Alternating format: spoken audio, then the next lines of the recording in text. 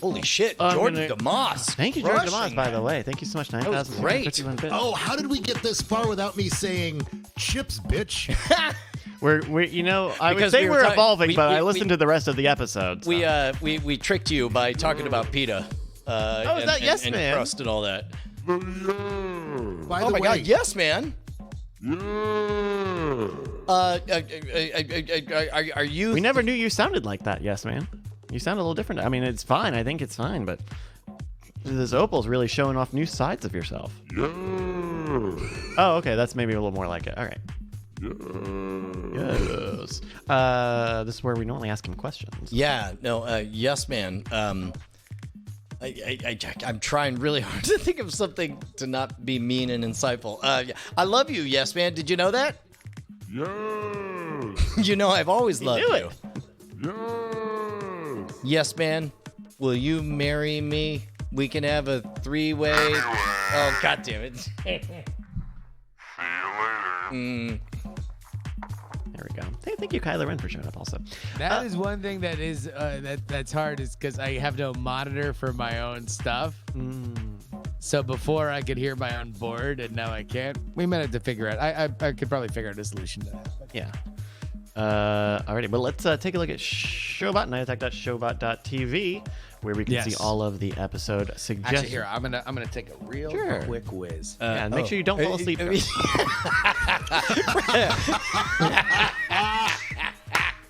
It wouldn't make sense because he's awake now. Are you He sure? didn't just wait. Are you sure? I mean, he was there for the whole show. I don't know. Did Why you would hear he the still be episode? awake?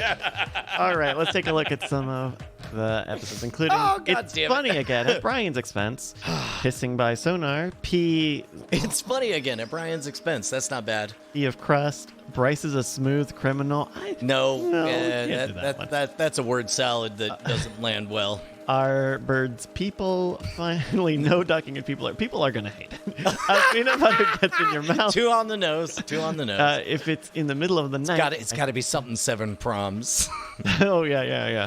No ducks, thanks, Opal, the Neuron Factory. Up it real good. Boom, boom. Up it. We're legit First of all, filling out the the worst episode. we only have a few rules, and one of them is that we don't tell abject lies in our titles. And which one is- fucking great episode? Yeah. Let's see. Prom Fever 2, catch it again. Let's see. Who would be enraged? What? One of the titles was like the episode that enrages everyone. But Oh, just because I was saying everyone's going to hate it. It's a joke from the Night Attack podcast, nightattack.tv. Just subscribe.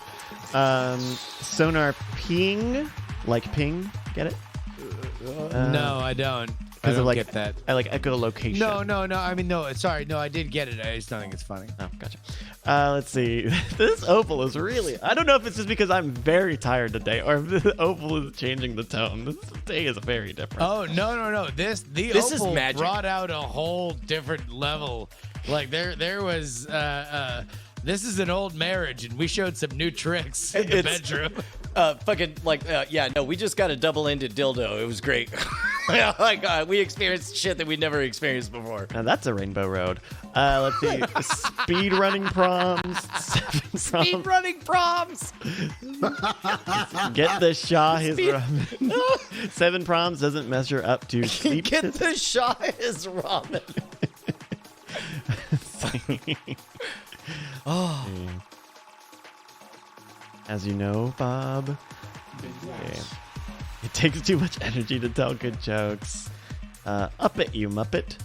Okay. How was there not a 7 prime one? Bryce talks about his name for 20 minutes? Come on. No, we didn't.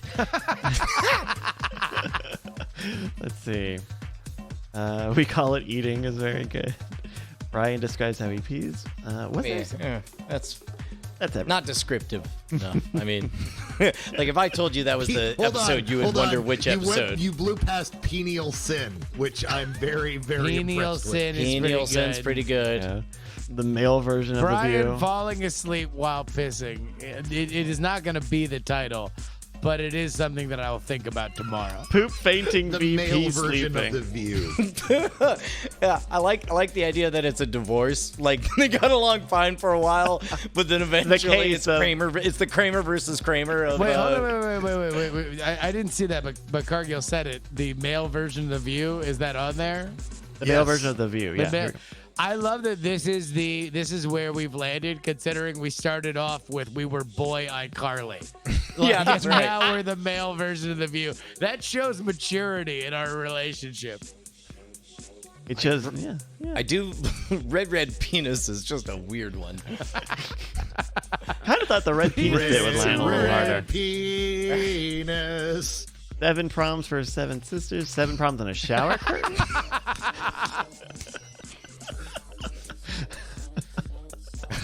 7 Proms for 7 Sisters doesn't like that sounds like something that would be on Netflix, right? Yes. 7 proms for 7 daughters. 7 proms. for 7 one acres. cargo. I went to 7 proms. Actually, you win. I don't want to suck your dick. Not reading it. I'm just letting everyone know. I don't want to. Yeah, just blanket statements, Sometimes you just have to say. indemnifying for the room. Oh. All right, let's get back to the top and see what's at the top here. Yeah, by the way, anyone who has a beef with how we opened, No one's got beef. Nobody, no, that's fine. I don't know. What are you feeling? It's funny you can't have Brian's expense. I mean, that's fine. No. That was just a funny moment, but it should not be the title at all.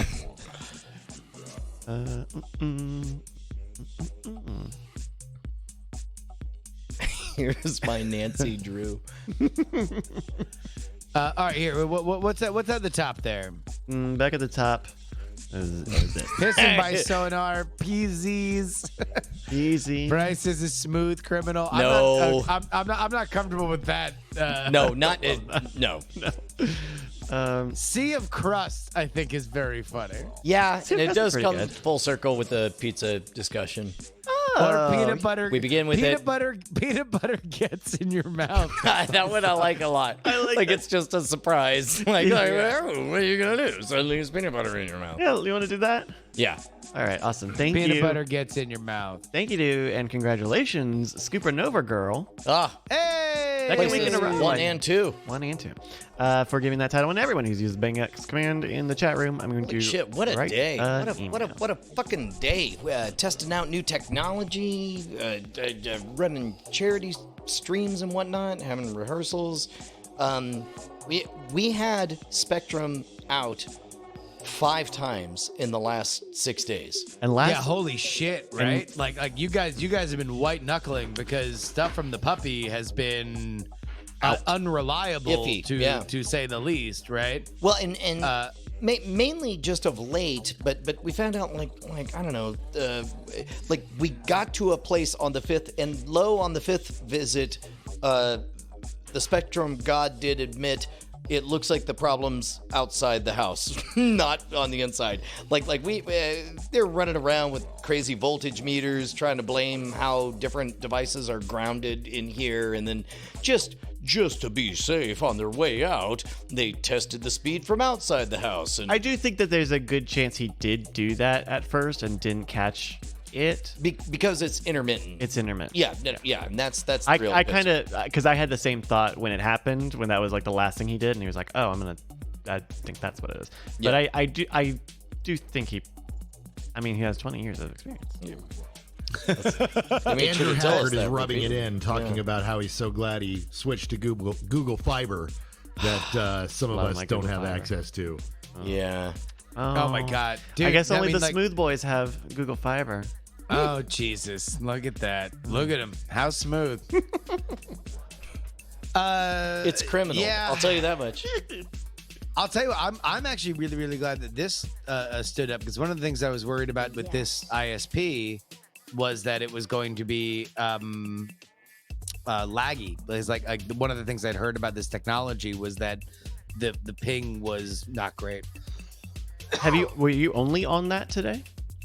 Yeah, this is all wireless ISP all night tonight. Wow. Which, like, the picture to you guys is great. Like, I'm looking at myself. Dude, on it looks on, great. yeah. It sounds great. You're great. And yeah, because we're actually doing the double black diamond of like sending separate audio and video streams, and they are both high fidelity and both on time. So it's all I can fucking ask for. So great.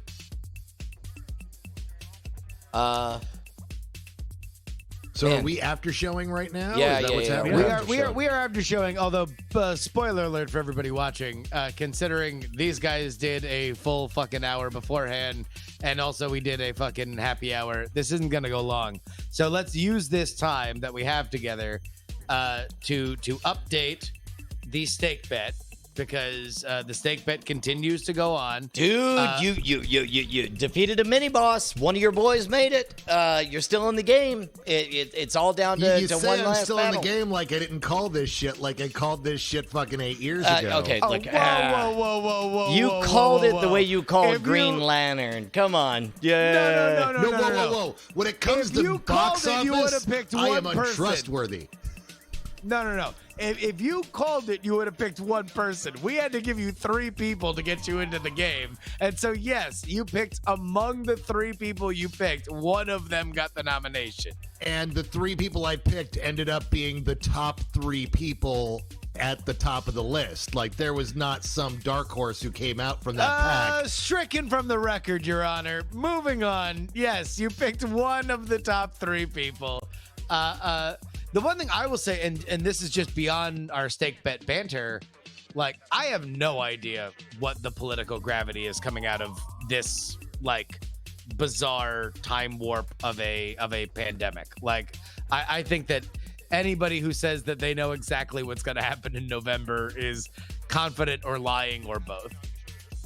Plus, I don't want to bring up the thing.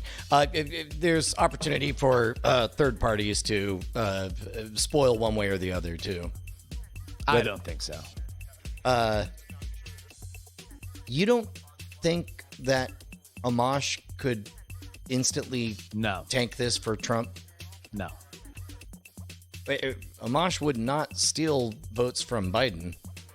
I don't think Amash would even register on. I mean, I don't think that he does Nader numbers. I concur. I think Jerry's right on this. I don't think you could have picked a better example because Nader literally won the election for Bush. So No, so I think yes, he does sub. I think he does sub that. Whoa. Hold up. First of all, I need to call a point of order on that because, Brian, you're wrong because the Supreme Court won it for Bush because technically he actually won. Gore won but in 2000. in the alternate reality where Nader did not run, Gore won it handily, and there was no hanging Chad debacle. Yeah. I mean, Look, am I wrong? No. I don't think. Technically, I don't think. Whatever. We can relitigate the 2000 election. I don't think that. Ultimately, my third party argument is the only time that third parties matter is when you have a really compelling third party candidate.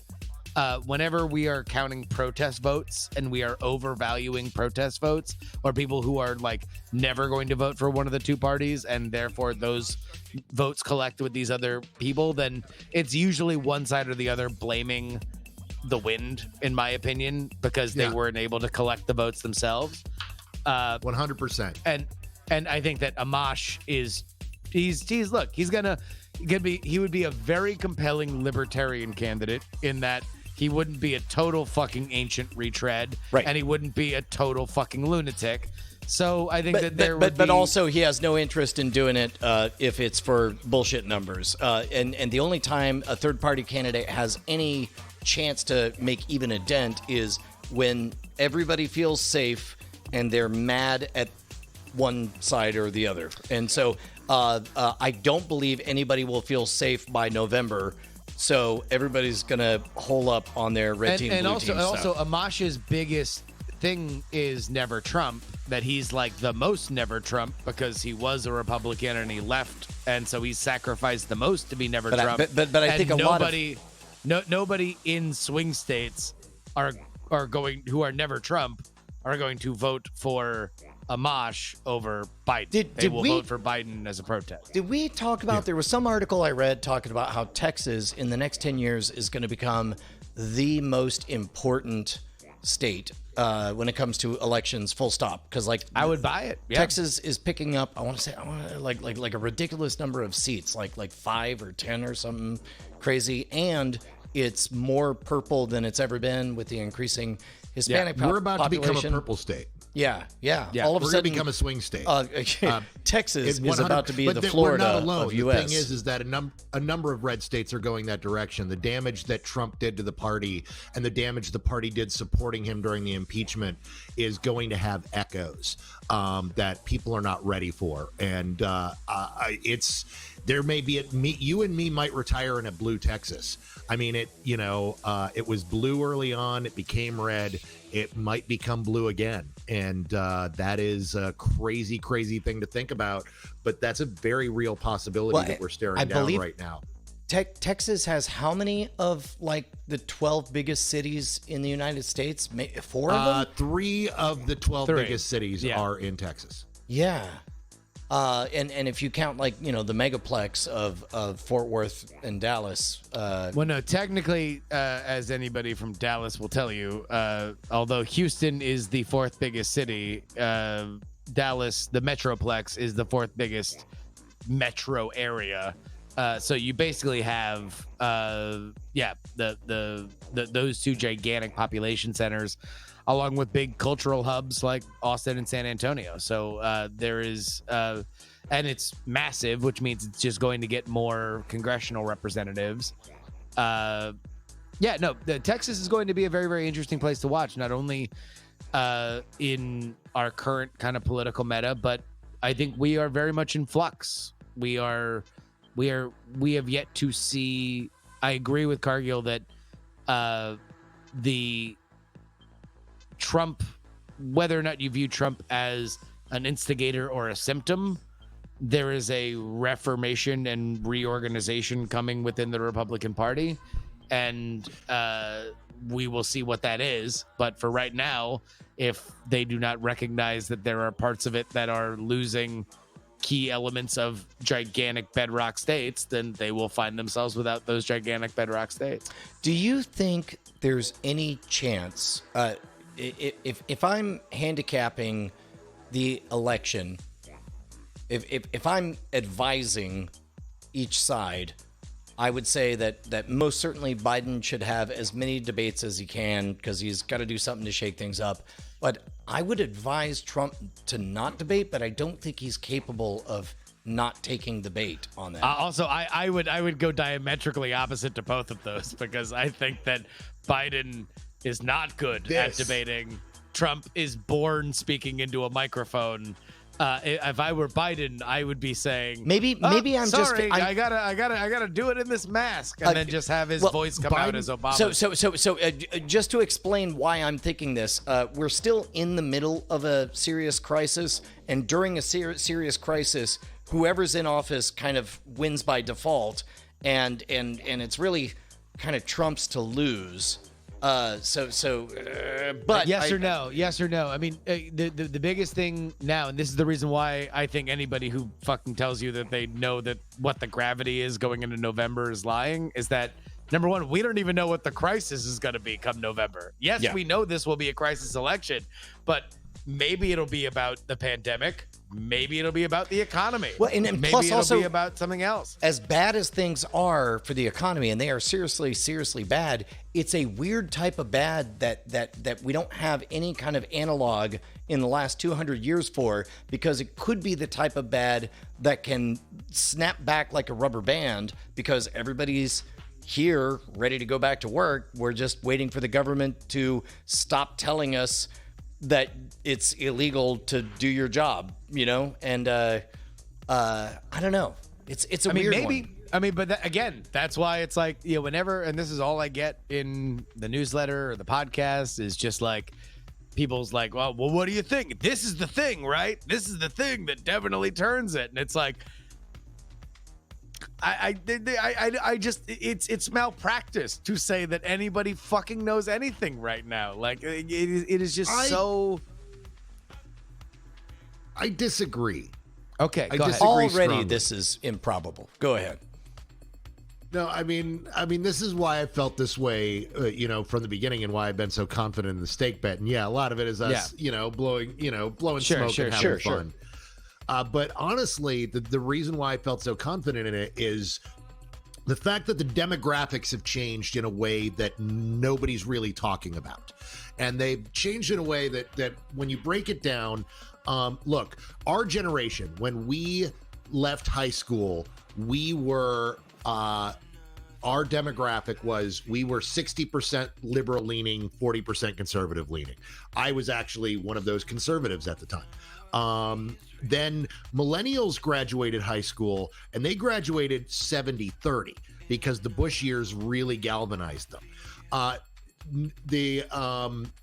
has since shifted. Now that the Zoomers are graduating high school, they're graduating 90-10. There was a moment several weeks back. I mean, it's, every day feels like a year now, but that gun girl, the famous memed gun girl who she does a conservative podcast Kent State, thing. The Kent State girl that went with the gun. She got screamed off of a campus, and she made a plea to President Trump saying, you don't understand what it's like. You don't know. We can't be conservative on college campuses anymore. And the thing is, she's right. She's right because she is outnumbered. For every one of her, there are 9 liberals.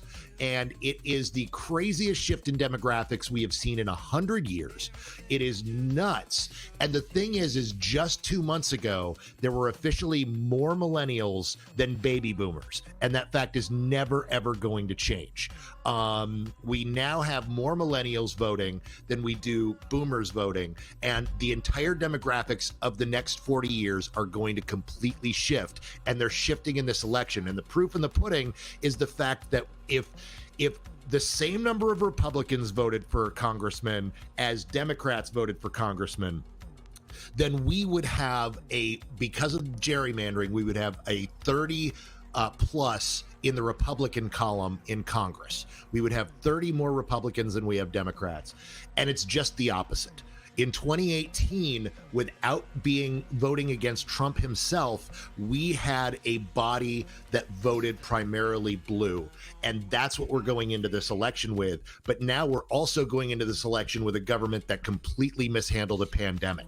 So what we're looking down the barrel of is that voter base. That's you bring up a really good point, because there's also chatter of a very legitimate reason why we would change the structural way the vote happens later this year. For health reasons, we could justify everybody do it over the internet or from home or by mail or what have you, which that would affect whether or not it's a red team, blue team thing as well. Well, I mean, the one thing I would say to that is, that they do. The one thing that I would say is, while certainly those demographics are exactly as you say, and they are far more progressive, the younger demographic than older voters are, or even elder millennials, they did not quite show up in the same way that you would have hoped, or Bernie Sanders would have hoped, considering what his demographic would have been. So there are still questions on exactly how much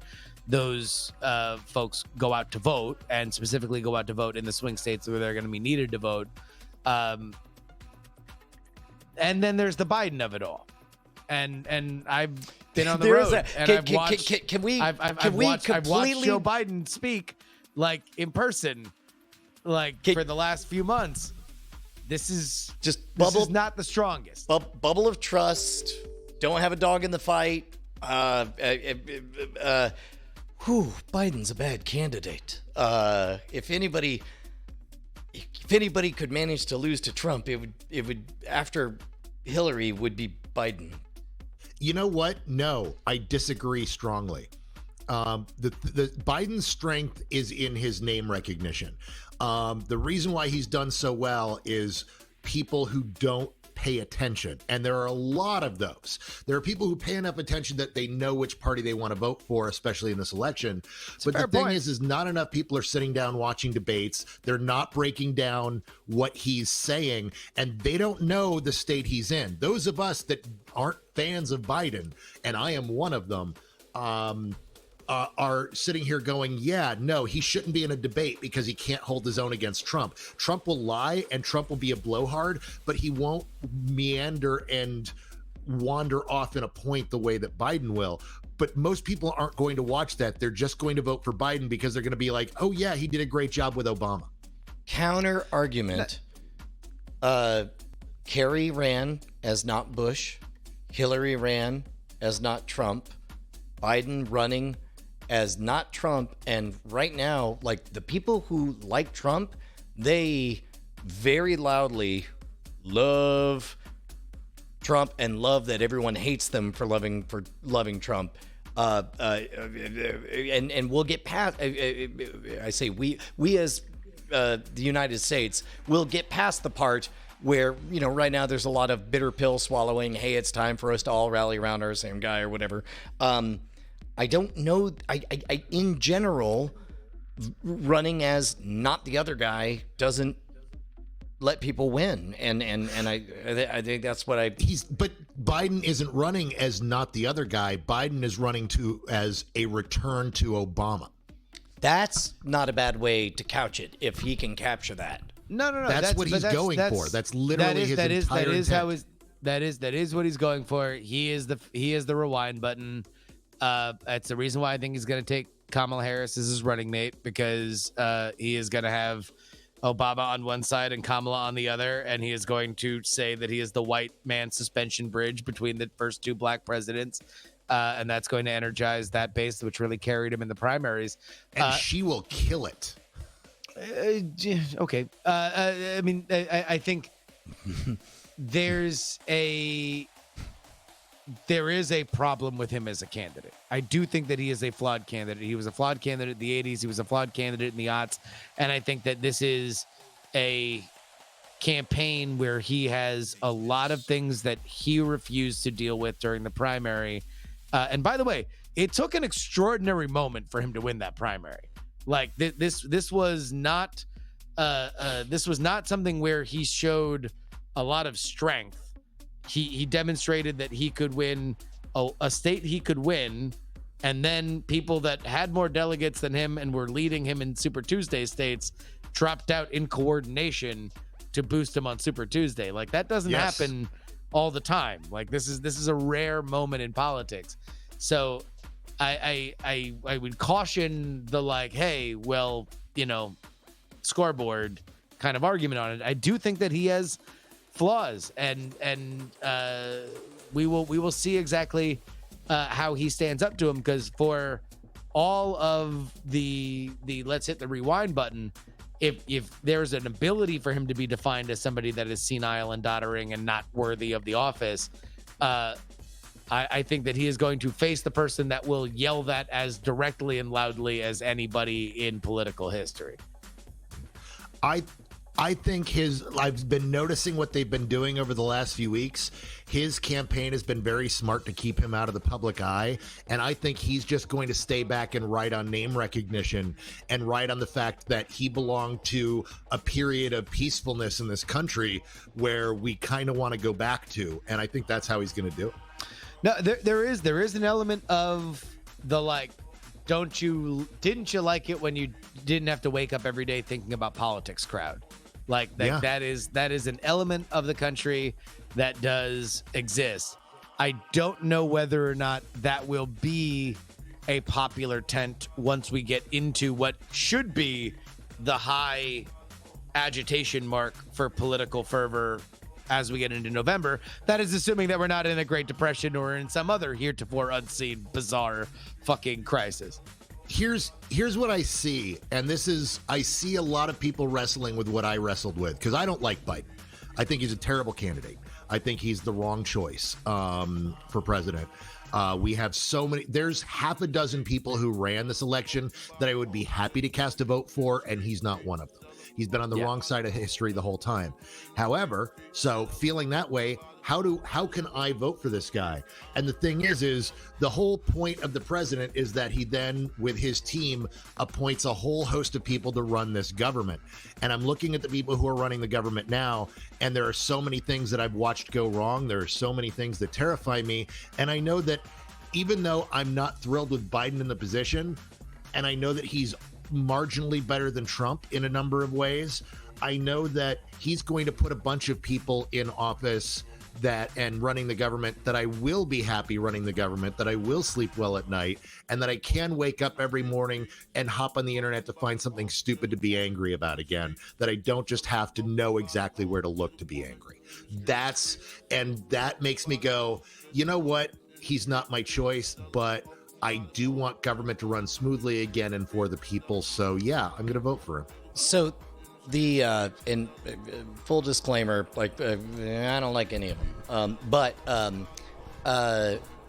the Reason Roundtable podcast, Nick Gillespie talks about how, and it comes across like he's almost an apologist for Trump, but what he's very firm on is that Trump is not doing anything that any other president hasn't done before him when it comes to horse trading or all the gross stuff. It's just that he's bad at gussying it up. Remind ourselves, Obama drones, ran on a platform of closing Guantanamo Bay, turned around and then initiated drone strikes on American citizens, and then had drone strikes on the funerals for those American citizens that he drone struck. But he was very classy and very good at dressing it up, whereas Trump is just dumber and grosser about everything, and so it's more transparent on there. It's so hard for me to get excited about going back to an age of everything being as gross as it's ever been. Just at least it's not as obviously gross.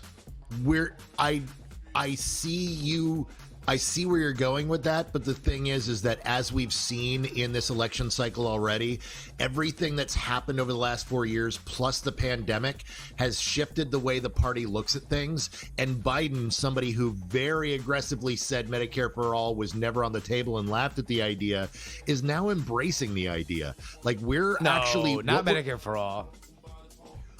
He has softened his language a lot. No, he said to Bernie during a fucking COVID debate that look at Italy. Italy is a Medicare for all fucking country, and they're dying in higher numbers. Yeah, trust me. Trust me on this. This is one of those things that this is kind of what I do, and the temperature of this country is shifting in a way that people are changing the way they view everything. And it's like, look, in the best way to put it is in 1929, we had more Republican governors than Democrat. We had Republican control of the House and the Senate and the presidency. And then the Great Depression started. We had Black Friday, but in 1933, in January, we had the most progressive government we've ever seen in our entire lives, who gave us Medicare, who gave us Social Security, who abolished prohibition, and they all did it. It happened because of the country's response to this stimulus that they had never really entertained before. Right. And this is what we're going through now, and this is honestly what I'm seeing happening. And you're not wrong.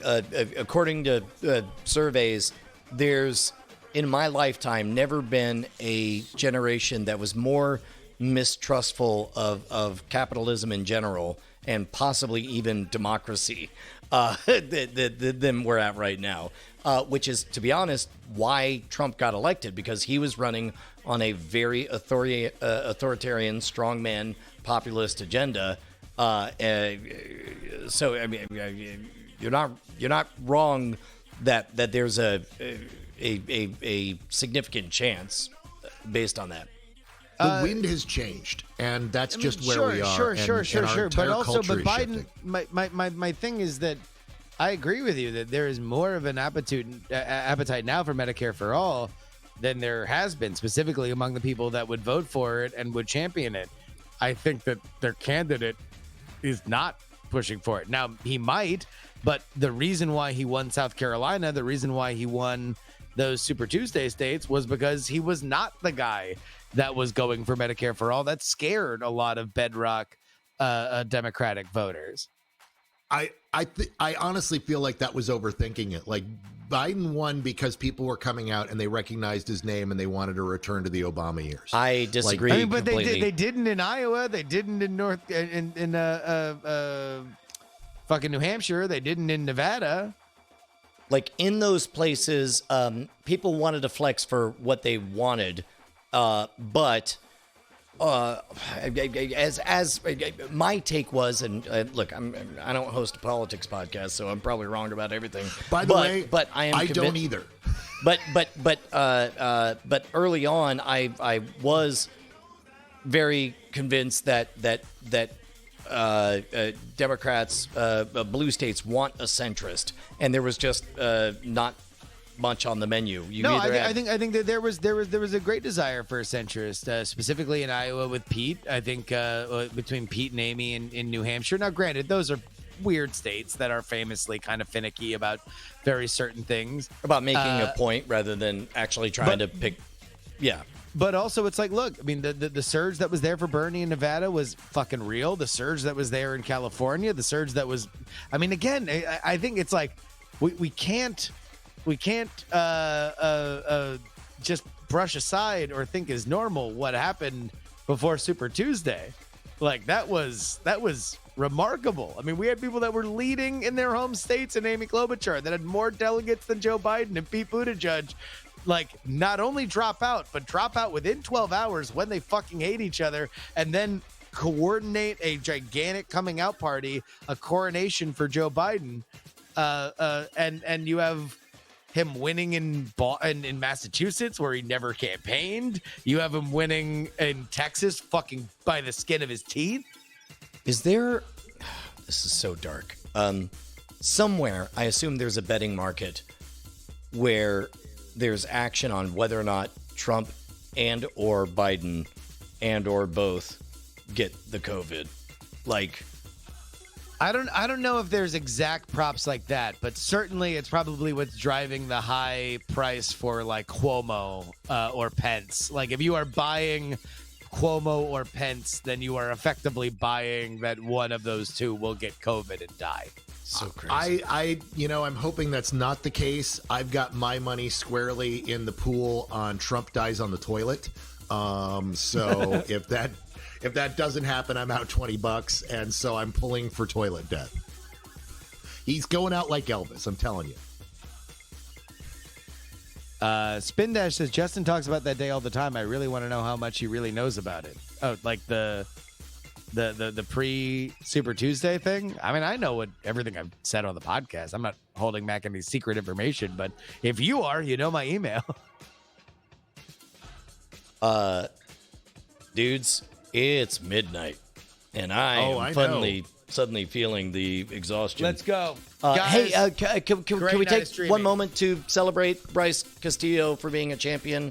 Thank you. Even did the census for us. Thank you for taking care of that. Really just saved you some time. Yeah, no, now I'm not going to even submit mine. I've Don't done even it bother. legally. God, that was so much fun. I'm just going to say I have a red penis on the envelope and then just throw it in the street. Okay. Can and I they just say- will process that. Yes. Like, Yeah, good. It just made my day to see all of the positive comments in the chat about how good we all sounded. Yeah. I'm just so happy beyond words. Super good stuff. No, we fucking did it. The tech worked. The internet held up. Sometimes, man, the fucking sun shines on a dog's belly. Cargill, thank you so much for coming out.